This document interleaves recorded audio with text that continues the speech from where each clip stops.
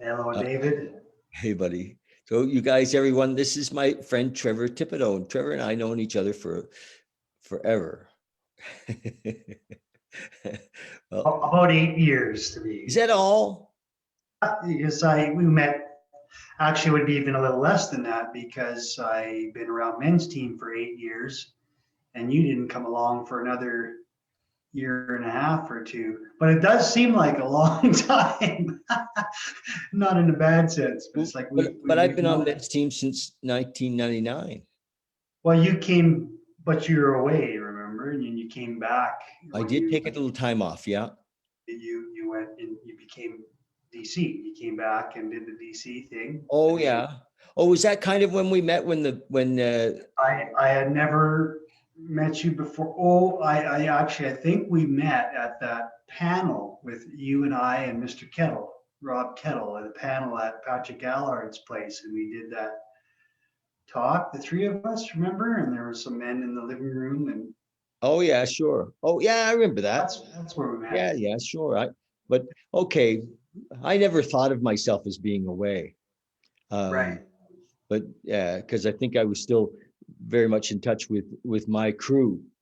right. You know, we have for those of you that don't know, Trevor and I've been involved in a men's group for a long time, and part of the thing about that, if I might share just quickly, is that when we were young men, when we were in our teens, and we had our men, we had our boys, we had our little gang, we all had our crew, and that we hung out with, and then life came along, and somehow, we got separated, and in many years, I didn't have a lot of men friends, or men that I trusted, or men that had my back, or men that would hold me accountable, and so this group that Trevor and I've been part of, for me ever since June of '99, and it's been that, and they've helped me, and I'm sure helped you as well to become the man that you are today. Yeah, and still working on it. Yeah. I was at the fire on Thursday night, uh, and I love standing by the fire, and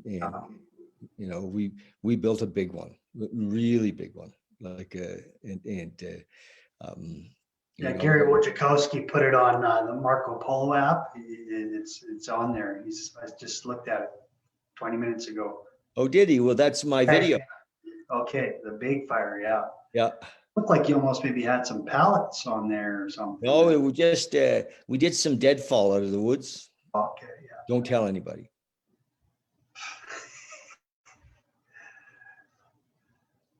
Oh, it froze up on me.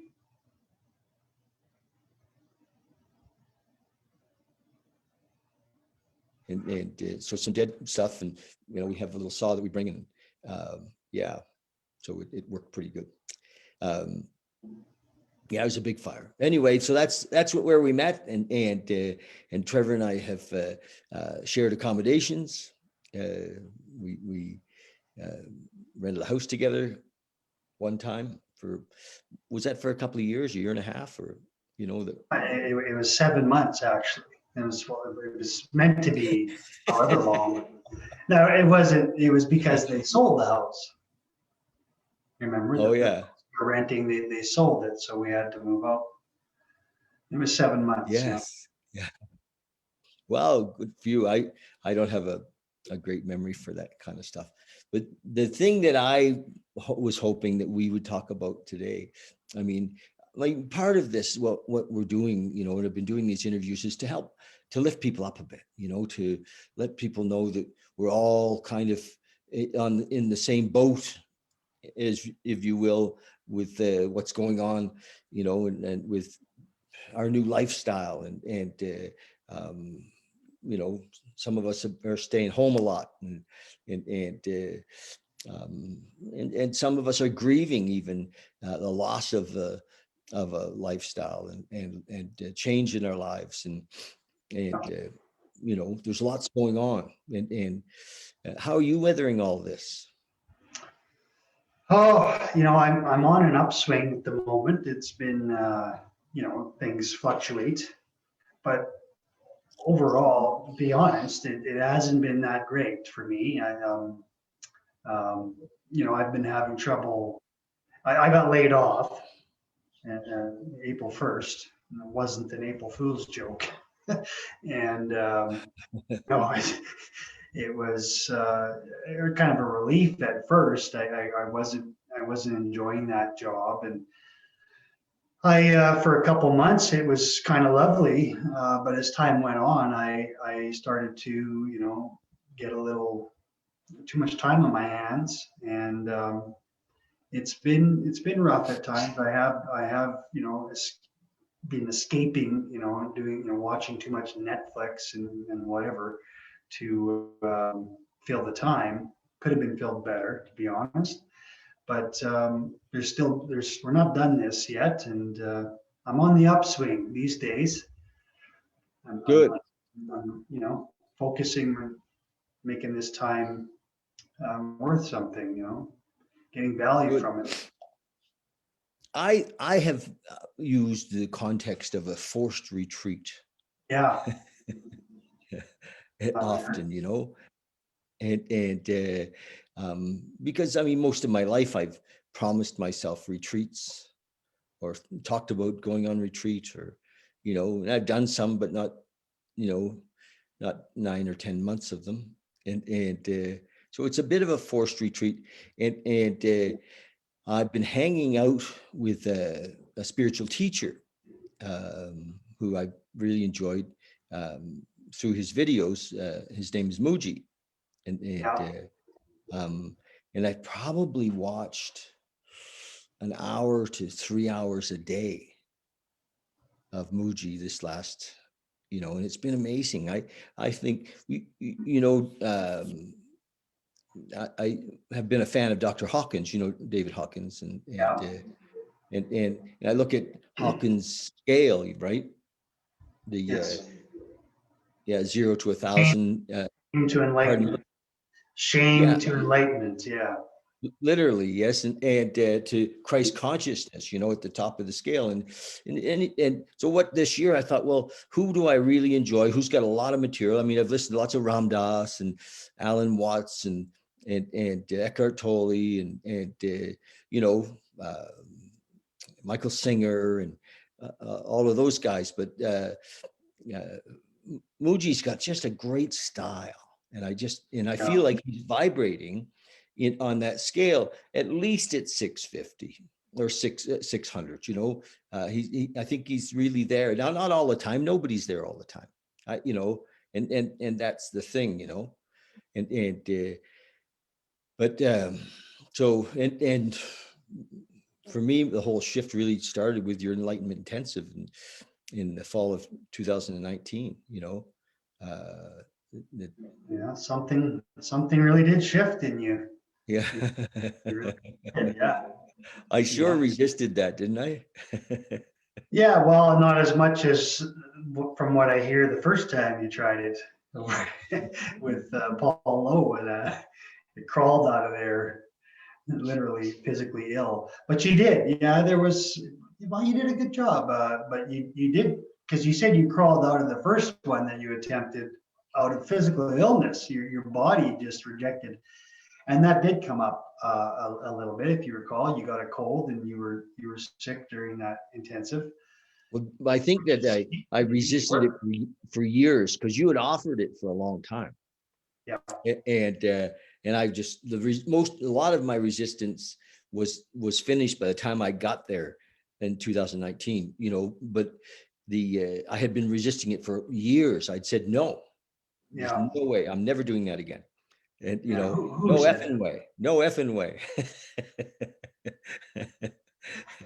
And the court, who? Who is saying that, really, Who, right? who's not coming? The ego, of course, was the one that was in resistance, which Oh yeah, isn't the real thing, actually. But yeah, clearly. I say, there is no one way. There's no right time. That everybody has to find their own way. You know, that's, I think those would be my dying words. You know, everyone must find their own way, and Yeah. uh, there's no one size fits all. There's no you should do this or that. To all find our way in our own time. Our way back home. Yeah. So it is, yeah. so so this last year for me anyway, Moji's been I feel like more than just has he been a maintenance program, Mm. he's also been a continued awakening, you know um, to literally often I'll go to sleep at night with him playing in the background, Mm. and Nice. um, it's like having a teacher. You spent time with a beautiful teacher. um, um, Thich Nhat Hanh. yes, yeah, Yeah. Yeah. and you 6 know months. Yeah. could you imagine 3 hours a day of him? Yeah. Well, easy to do. There's lots of YouTube videos. Yeah. Yeah. you He's know there. He's there. I watched one the other day. Yeah. yeah, easy to do. You could literally have him playing. His vibration would permeate your space, Yeah. you know and Yeah. we'd have to come in and get you out of there. Yeah. Uh, Yeah. For me, just what comes up is my focus in life these days isn't so much that. Like I think that spirituality, all things have a yin and a yang to it, right? And maybe the path you're taking, and the Mujis and the spiritual teachers, sort of strictly speaking, spiritual teachers, maybe is a sort of a yin energy. It's an awareness and an embracing and accepting. But I also think that, and it's an Eastern type of philosophy, right? And I also think that there's another side to spirituality. You could say one side is just awareness, awakening. The other side is the action, if you will, or the ethics. The way of actually what are we doing? So there's like a being and a doing. And for me lately, and for quite a while now, I've been more focused on teachers that are helping me with that aspect of life to sort of get busy and productive and more, is that because that's just, the Dharma path? Is it called? I don't know. I don't know. That's just Okay. my own thing. Yeah. Um, so, people like, Jordan Peterson, although, with the controversy that's out there, whatever, but teachers that are We love geared Jordan. toward, We love Jordan Peterson. yeah, it's just really, often misunderstood or sometimes misunderstood. But these sorts of teachers that are, it makes me think of, Ken Wilber's work, integral theory. Ken Wilber? Yes, I've just really tripped on Ken Wilber again. I have his books, and Vishnu from Mind Valley interviewed Ken Wilber the other day, and I listened to the interview. It's like, wow. So he's kind of pulled it all together. Yeah, yeah, And, yeah. and I had missed that. I found him very heady over the years, and It kind of is, but it's, yeah, but now I see that there are many paths up the mountain, yeah, but they all come up the mountain. yeah, And yeah. ultimately there's only one top of the mountain, but the paths all lead, you know, and Yeah, and he attempted, and I think did a pretty good job of bringing it all together. So sure, there's spiritual teachers out there that I would consider, maybe more connected or, to source. Perhaps, I don't know. I don't mean that as a judgment, but in terms of understanding, like the philosophy of what's going on, I think Ken Wilber is right at the leading edge of that. So where I was going to go with it is that he has this one concept in there, the quadrants, There's, clean up, show up, wake up, and grow up. And he says, like, the thing is, he's all about integration theory, and it's, and that's what we, the teachings, I think, everywhere are pretty consistent in saying that it's not about getting rid of your ego, your shadow. It's about integrating it. And so Ken Wilber is onto that. He's the integral theory. So where I was going to bring it back to me is, I facilitate these retreats called Enlightenment Intensives. I've been involved in 18 years. I went to Plum Village and all these other like sort of strictly spiritual, like yin type energies, awakening, awareness. And, and I'm not saying that I'm there all the time, but it's, that's been my focus. But where I really need the work isn't so much in the waking up, it's the growing up, to be honest with myself. I struggle with, just being, productive and like a member of society, like getting myself out there, bringing it. I meditate all day long in my room might be good for me, and sure, it might raise vibration in the overall consciousness. Anybody who raises their own consciousness raises consciousness itself. But again, back to this, it's like there's this mix of East and West, Eastern Western philosophies, and in the sense the West leans on the doing side of things, so that's where my focus has been, because it's where I feel I need it. A little Tony Robbins. Yeah, I have resistance to Tony Robbins, but yeah, I love Tony. Yeah. I went to and spent 5 days with him in Florida, did his business mastery, and I bought Tony's cassettes 25 years ago, right? I remember seeing him on the late night, the what do you call it, the infomercials, Yeah. I got Tony's cassettes, and so Tony has been, part of my sphere, if you will, for a long time. And he really does help to get shit moving, to get, get things, people kind of motivated. But he's not just a motivational speaker, though. He goes quite deep. He's very spiritual as well. Yeah. Obviously, to have the success and the sustainability that he's had, his message has got to have depth. Yeah. And agreed. Isn't it great that, you're 20 years younger than I am, but it's great that not quite, but yeah. How old are you, David? I'm 65. Yeah. 15 years. Yeah. And that, I feel 45 and sure. And I think I'm more excited in a way about life than, but as I went through a couple of tough years, and which were, instrumental in helping me to get to this place that,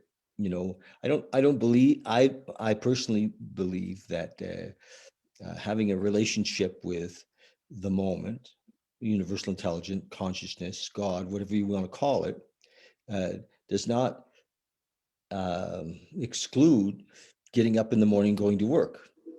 Absolutely. Everything is God, you might say, Yeah. And I think that word relationship, with all that's going on in the world here, I do what I do, and I naturally tend to want to figure things out. I have a natural sort of philosopher in me, and I'm interested in that. It really we haven't noticed. Yeah.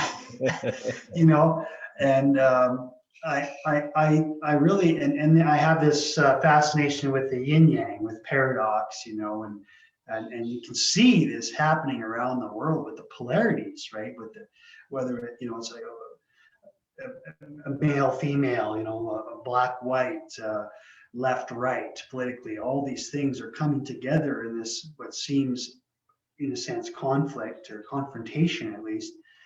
But this is the thing I keep bringing back to myself it does bring me hope, so I do it to feel hopeful, but Yes. also because it seems true to me that what's going on is not so much like a war, like they're battling it out and then one side will win. It's a coming together of two, sides of something that are actually one. And the hope and the, my prayer and maybe even belief is Go it ahead. ends up as a transformation. It's like an Yes. alchemical reaction. You've got these two elements that are in opposition in a sense to one another, and they come together. And they've been coming together forever, and we're in this time of transformation. It all sort of lines up with the 2012, the end of an age and coming into a new age that it seems that we really are in.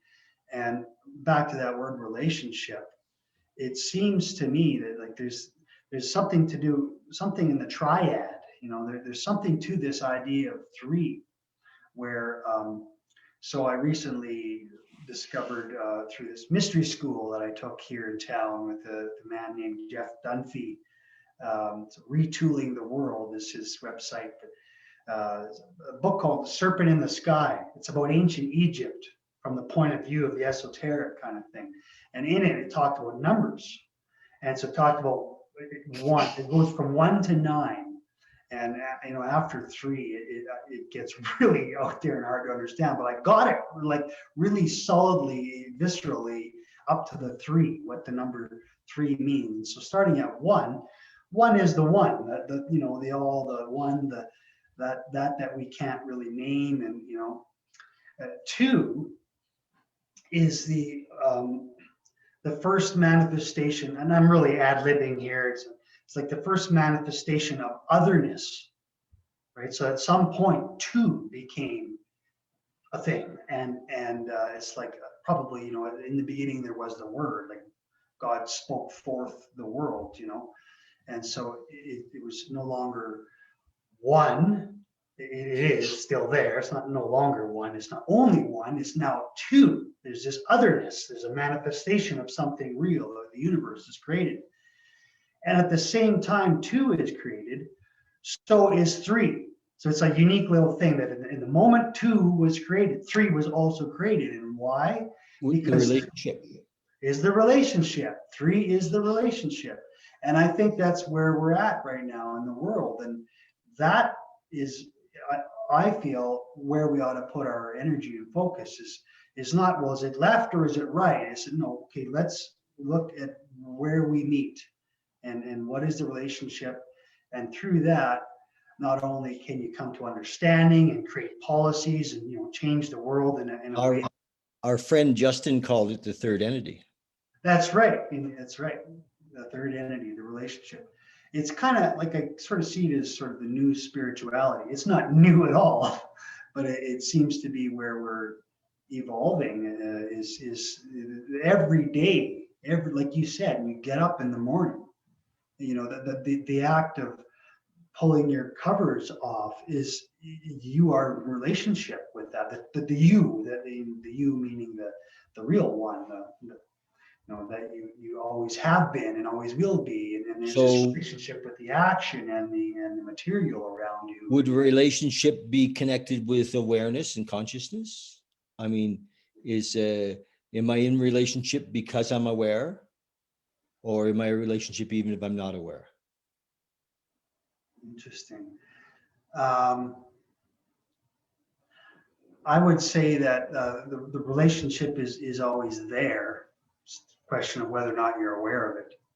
But if you're not aware of it, then to that individual, it's not there. So in that number paradigm, do we move into 4 and 5 and 6? Yeah. Is that around consciousness and awareness and around? I mean, do those numbers take us deeper? Yes, well, deeper. Depending on how you look at it, because what's deeper than 1? Yes, I know it's hard to imagine. But I don't, to be honest, recall all the, like I said, it's really deep and quite abstract, and but I got it solidly up to 3. Just like I really took it in here and got it, and I know that it sort of, as I recall, it moves in a direction of sort of functionality. So as it moves from 1 to 2, 3, up to 9, it moves in a direction of being able to bring the teachings, the ethics to life, How does bring it how into does life. love play in the Oh, two? well, that's really interesting too. So I don't, this is moving away from that book and the numerology from 1 to 9, but you know that I have discovered this purpose, and I'm not sure it's really resonating with me these days, but it originally was to bring truth, love, and justice to the world. And recently, I guess about a year ago now, I changed it, the wording a bit to bring truth forth with love to create justice. And the love piece is the two, I think, in a way, and it's like, and the justice is the relation, it's the balancing point between the two. So, and I Yeah. also think of them as, I think of truth as being of masculine essence, and love as being of feminine essence. Yes. And I think that, and it's a really, I can see there a lot of opportunity here for triggers to take place. It's, oh yeah, man's first again, but this isn't about a man and woman. Because at one level there is no man or woman. That's right. At the one level, there isn't, and that's what we all really are, who we are. I like what, for whatever reason, but yeah, that love is this feminine energy. It's about embracing. It's about just being completely with what is, without resistance, without judgment. And truth is whatever that is. You know what I mean? Like, so you might even, somebody might argue, no. So one of the things I say about this is that truth in the hierarchy of values, like universal, like ultimate value, truth is at the top of that hierarchy, and love would be second. And people say, no, love is at the top. Let's suppose you want to argue, love is at the top of the hierarchy of values. Then I would ask, well, then if that's so, then what is that? But truth. Wait a minute, wait a minute. Like, this is important here. If it's not truth at the top of hierarchy, but love is at the top of the hierarchy. Let's just suppose that for a moment. Then what is that? It's the truth. It's the truth. The truth is simply what is it not? Yeah. So it really is. And I think that's a big part of what's happening in the world today as well, as we're trying to get to the truth, at least some of us. The idea is to let go of agendas, of this is the right side or that is the right side, and rather make the primary agenda the search for truth. Because if we don't know where we are, then we'll never get to where we want to go. So the truth is not necessarily connected to events or the situation, is it? Well, that's the paradox again of the ocean and the drop. Excuse me. Bless you. Thank you. No, I would say it is connected. It's that, like all the drops make up the ocean. So every drop counts, and it's all what is the truth. So it's like I can't. So if I've got this answer for what the truth is, if somebody asks me, well, what is the truth? Well, the truth is what is. And then, okay, well, what is? Well, that is a whole nother story. And whatever it is, that's the truth. But what is all those things you're talking about there, the facts, let's say. Yes. So these pieces that. Yeah. And of course, they're not where I get caught up in, and we've had this discussion before, is that so much of what we think of as the truth is actually our subjective opinion of based on events. And that's why I like to think of truth as beyond events, not including events, but of course including them, but beyond. And so the truth is not affected by events. You know. Well, I'd say it's affected in the sense that it's dynamic, right? There's this flow, it's changing all the time. That's the Well, if impermanence. it's changing all the time, in whose perception? So, That's where yeah, I well, find no, difficult. I get that. And so how I would respond to that is that, like, you're right. So, like, we have these, let's just say a belief, and, we are mistaken to identify that belief to be the truth. Yes. What's the truth is that you have this belief. That's the truth. So it's to bring it really back to a personal Yes. Yeah. thought. We have a thought. Well, the content of the thought itself, it may be true, but not necessarily. Yes. What is true without a doubt, is that you had that thought. Yes. Or the belief. Or the belief, or whatever it is. There's sort of a space-time event that took place, and that the fact that the space-time event took place is true. But we, as human beings, the space-time event that occurred was we had a thought or we have a belief, and so that's true that we have that, but that's not necessarily true. Is it possible? I'm going to go back to Hawkins just for a second. Yeah. So Hawkins put on conditional love at 540 on his scale, and Christ consciousness, which would be the truth, I think, at 1000. And is it possible that for most of us in our psyche, we're not actually equipped for the truth at this? We're not vibrating at a place where we can perceive the truth or know the truth or speak of the truth, because we're if the truth includes love, because it is in the scale of things, beyond love in some way, then I would think that that it would be silly for me from my from thisness to imagine that I perceive the truth. 100%. It's not that, it's possible. It's certainly possible. Obviously, we have these teachers that have shown us, maybe I won't get into whether, is the modern day spiritual teachers resonating at the same vibe as the Buddha? We've had the occasional Buddha, yes. Yeah, right. So, and even that you could say, well, but and that's all just in this realm. There may be another realm where there's a whole another ladder to climb, so to speak. That was an idea brought forth in the mystery school. I was talking about that Christ in the realm of the ascended masters is actually not one of the higher ups. Well, can I speak to that for a second?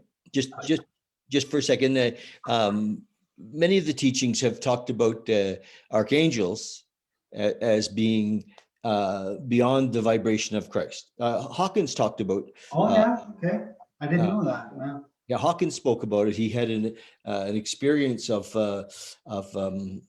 Gabriel or one of the archangels that was literally not a direct experience, but it was like a brush by, and if you will. And he said it was it was just, it was like the whole universe moved, and so. And that would be beyond his way, like from 1000, it would be more like a 3500. It would be like way out there exponentially. So he did mention it. He did. Yeah. The beautiful thing about I've listened to so much Hawkins over the years that he really talked a lot about the other realms, and mostly he said it wasn't for us not to bother too much. Yeah, because it was beyond, our comprehension, and beyond, not really where we needed to play. I interviewed a fellow last night, yesterday, a good friend of mine from, since the 90s, and Alan Steinfeld. And Alan's writing a book, or his book's going to be published in May, on extraterrestrials. I saw a bit of that. Did you? Yes. And Alan says that they're here now and they're among us, but they're in another, they're like, they're in another dimension, or like in your scale with your teacher, of counting to 9, they might be at 7, and so unable for us to see them. They're just totally out of our perception, unless we spend a lot of time vibrating or meditating, or really moving into this arena. It's kind of beyond us. And he said, well, they're here now, and we're like, he said, we're kind of like a bit, denser, lower vibration. They see us, but they're not that interested in us, because it's a lot more going on out there. They got a lot of things to handle. Yeah, they're not that interested in us. And and every once in a while, one of us wakes up and they're like, oh, look, he's awoken. A bit of a digression here, but it's a nice thought, that in a way. There was this TV program that my mom and my aunt got into way back in the 90s or whatever, and it was people living their lives, but there was these angels in the program that were always overlooking the humans. Yes. And it's like this, often, like there's somebody being murdered, and the angels would have a good chuckle at it, sort of thing. It's this interesting concept that the angel, from their point of view, is small potatoes. Not that obviously don't mean to make, hey, it's okay to kill people. It's not the point. It's that we take ourselves so damn seriously. And that if we understood how small a drop in the ocean, humanity is, but and maybe the word isn't seriously, but personally. Actually, that's better. We take everything personally. It's about, I have to do something, and or don't do that to me. Somebody did something to me. We ought to take it serious, but not personally. So, in other words, flipping back to the angels, and ascended masters is another category you could include sort of in this discussion, is that while they do have this perspective, for those out there watching, all of this, you don't have to believe a damn thing. Like, this is just thought stuff, but it does make sense.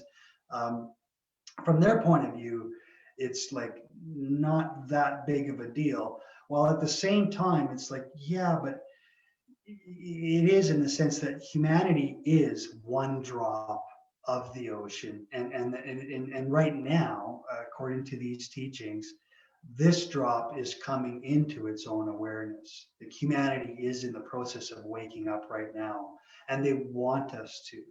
Clearly.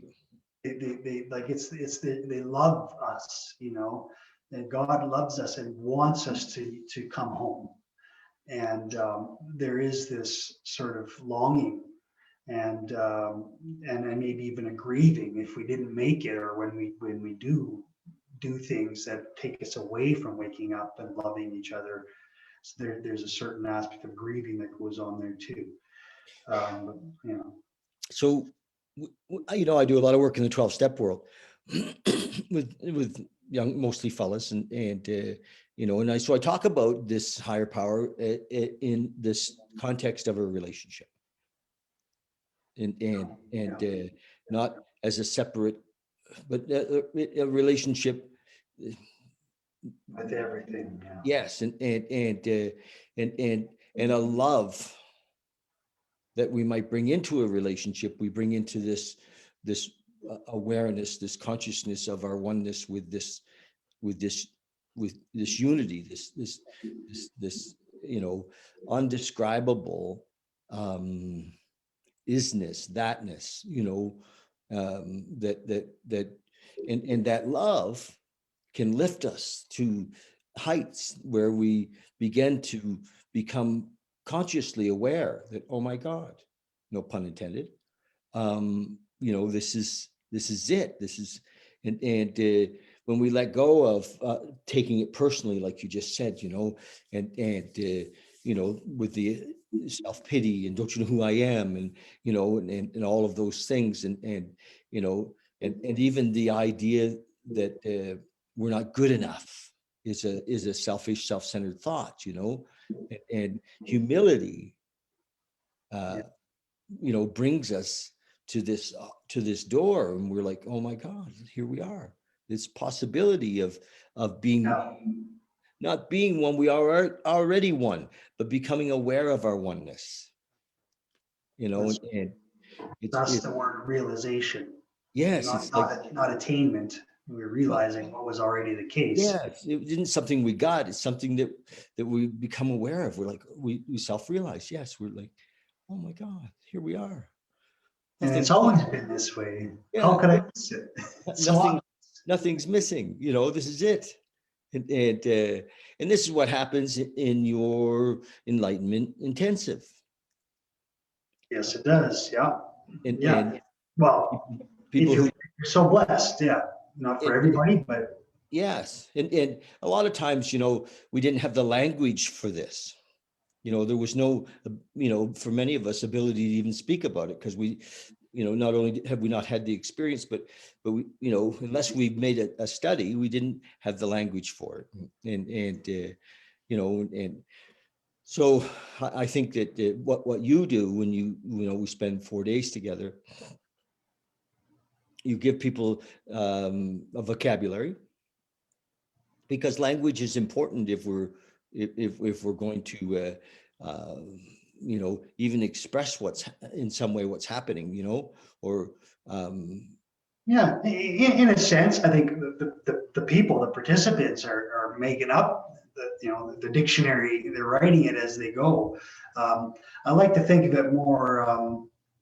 It's not so much as I'm giving them a vocabulary, but I'm using language, to be the finger pointing at the moon. yes, That's but there's this saying, how is it? It's the way to the truth is the way it is in you, something like that. I'm constantly trying to point people at that which is in them, and right here now. It's like there's always, as long, it seems like I just can't get away from the paradox as long as we're human beings, but we can realize that it is all one. We can have that experience of direct knowing, but as long as we try to think about it or talk about it, we have this dilemma of the paradox. And so while I'm pointing at the absolute, the oneness, that's how I generally open the enlightenment intensives. Is I tell them, it's in a sense it's like the whole, you've been there, you've done it, the whole process of an enlightenment intensive and doing that work, contemplating the question, who am I, and expressing what comes up to your partner, is all about one's own truth in that moment. And that's the way. Like, you can't jump the steps. You can't just, you have to go through it yourself. yes, And it's like, we, in that technique, intend to get a sense of yourself in the moment. yes, and of course, it's not a belief, then it's an experience. It's not. Right. You're wanting to have some real experience, and you start where you are as far as you're concerned. So Yeah, if all you've got is, well, I'm just this, ass in a chair with a mind wondering, what the hell am I doing here? yeah, Then that's what you got. And you yep, start right there. And then the next step is intend to directly experience that. Because as far as you're concerned, the question is, who am I? As far as you're concerned, that's who you are. I'm this ass in a chair with a mind that's confused, and can intend to directly experience that. And yeah, then what happens is, well, the truth is you're more than that. And then that, if it's not true, it will dissolve. If it's true, what you've intended to directly experience, then it expands. So there's this process, it's the tearing away of the veils, the Yes. peeling away of the onion, and you have to start with the outer layer of the onion to get to the inner. You can't. There's no tool that man will ever create that will, I mean, I don't know, but you can't just magically get inside and pull the core out without touching the outside. So it's just the way it is, sort of thing. That's the truth, right? Yeah. So Now, that doesn't mean that people don't have white light experiences, like Saul on the road to Damascus, the story of Paul. right. No, like, yeah, the way it looks is it for each individual can be so different. Like some people, in a certain sense, using a metaphor of the onion, are like, picking away at the skin, and I've got the skin off, and okay, now the first layer of the actual onion, and they're peeling it in strips or something. Or another person is, unwrapping it like an orange peel, in different ways. But then some people, back to where you were going, like Daynard, Daynard Willisco, he's done a lot of intensities. He has this way of, he's like got a laser beam. He just kind of, he goes right, he's got to start at the outside layer, but rather than peeling all layers, he just kind of burrows right straight through to the core with his laser beam kind of focus and openness. He's a very open kind of man. Yeah, beautiful man. Yep. Yeah. So it's and that's part of the reason I love the retreat and the work is because of watching all these different flavors and varieties of people's process, and it's fascinating, right? Yes. It's like the ego and the personality is there, right? And working with this whole thing. And as time moves on through the weekend, the true self and the ego become less and less distinguishable. They come together, and it's like, well, even you see that in the partners, right? People forget whose turn it is, because it's like, am I you, or are you me, or are we? we are one together. Yeah, there's a time when you're just sitting there in contact, and then that's the truth. There's no whose turn is it? Yes. So this work, call it work, this, this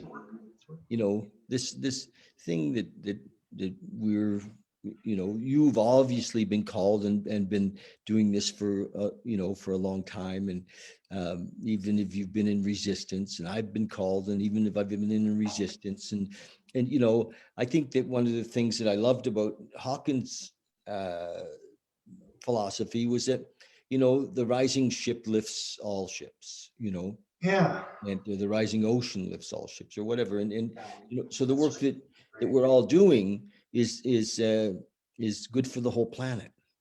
And if in the dualistic friction that we've seen recently is just possibly the resistance of some to what is inevitable, I think that we are awakening. I've been so blessed to be here in this time. I was born in the 50s, and the shift that I've seen from, the 60s, which was, dramatically kind of the love generation, but still from the 60s and to where we are now, it's beautiful. I'm working lots with 20 somethings who are so awakened, Yeah, I think there's lived experience that we can have. It's like evidence. If you need the evidence, some of these 4-year-olds kicking around, like that you can see that people are as we go younger in the years, Yeah. you can notice the difference between the level of awareness that somebody at our age is compared to a 5 or 10. I mean, I'm not saying everyone, right? But No. there's this odd kid that comes along, literally 5 years old, and it's not this thing of where we say, babies like be like the children, and that's what Jesus is talking about. It's not that a child is enlightened It's just that they've just come from God and they've got no mind and all that. Yeah. So there's this purity and the light in their eyes. But I'm talking about something else. It's like I get, you know, you see this 5-year-old, you know, I remember even, ooh, that was back when I was up on a high level. So that's, you know, that's, what was that? That's 20 years ago. And there was this child, this man I worked with, they had this little girl. And she came up to me and spoke with me. And it wasn't like out of the mouths of babes, that sort of, it was, she was fully aware of what she was saying. And she spoke philosophical truth to me that was just burst my heart wide open. I think it's true. We are waking up. We are in a time of transformation. Of course, evolution and the raising of consciousness is happening all the time, but it's this idea that once we come to the end of an age, moving into the beginning of another, that process accelerates, and there's these big shifts taking place. And I do believe we're there now. And it's a great thing to, you know, there's this Jordan Peterson, you know, he says, it's not that I don't say I believe in God. I act as though he is real. And if nothing else, to believe that we are in a time of transformation, as opposed to a time of chaos and destruction, you know, it helps. Like, do what works, if nothing else, and to take on the belief that no, this is a transformative time, not a destructive time, helps us get out of bed in the morning and deal with all this darkness, you know. And you know, I'm wide open. So here I am, Enlightenment Intensive master, and you know, telling people let go of all your beliefs and go for the truth itself. And here I am saying, hey, maybe some beliefs are okay to have. They just work if you have them. And so why Well, not? Let's believe there's the that. practical. Maybe we could finish with this. There is the practical. And in my 12-step world, they have Bill, who wrote the book, put 16 different concepts of God. You know, Okay. and one of the concepts that I really enjoy is God the employer. The paragraph just before the step 3 prayer, it says that we had a new employer. Being all powerful, he provided all our needs as long as we stayed close to him, performed his work well. Now, I really like that. And it's a concept. I understand that it's a concept. It does have a tendency to kind of personify God, you know. And but still, I enjoy that is a concept that I can work with, you know, on a daily basis. So it's not that I'm super attached to the belief, but I think that they're handy, you know. It's like, okay, I have a new boss, you know, and I got the best boss on the planet, you know, ultimately the only boss, and you know, so it's just a nice concept. And so yeah, I don't think we have to discard everything. If we discard everything, we can't function. You know, we still got to suit up and show up. That's right. And well, we don't have to suit up and show up. Oh, yeah. You could But just sit in the cave all day if you want. It's no. your choice. Yeah. But you know, somebody will come along and look after us, I suppose. But for the most part, though, I enjoy being out there and being, you know, I have a coming up. I have a 2:30 meeting and a 4:30 meeting. I mean, I love my life and it's all this kind of thing, working with guys and, you know, sharing the message, and I feel very blessed to be able to do that, you know. And I Thank think, you for doing that. well, thank you.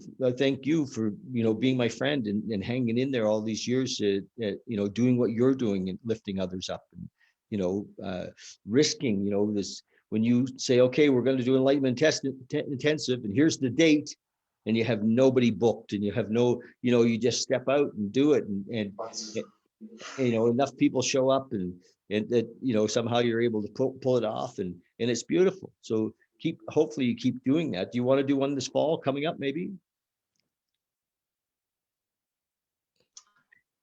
Well, spring, thank you for, I've got the retreat center booked, and I'm pretty sure it's May 13th.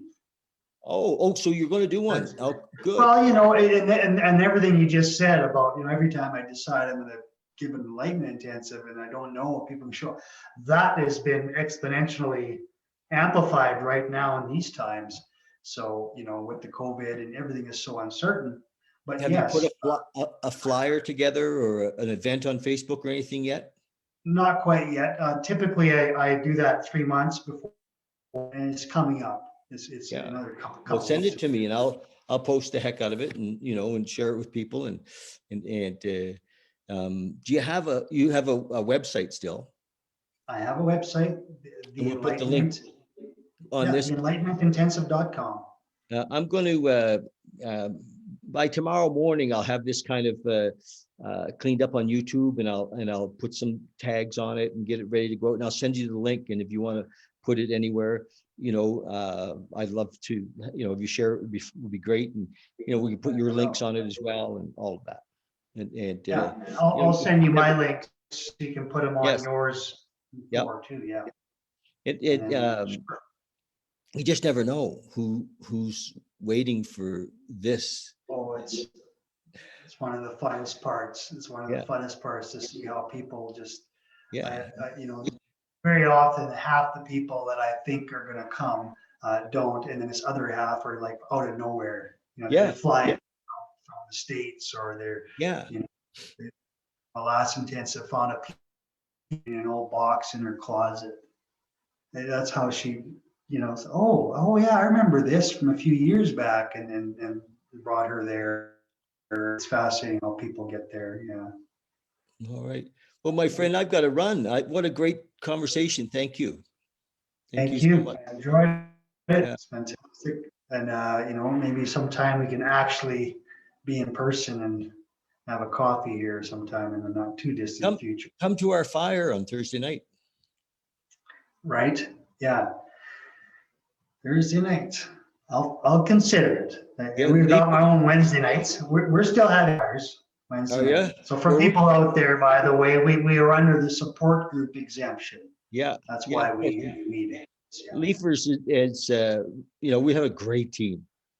Just a great team. It'd be wonderful to have you come by. We're at the same fire pit that you go to, I think.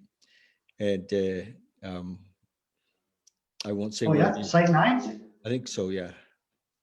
Well, when you come across the bridge, we go left. And I know it's a different one. Okay. But I don't think that's no longer part of our confidentiality agreement, is it? We can see where we are. Well, at least anyway, yeah. I will take that invitation in. All right.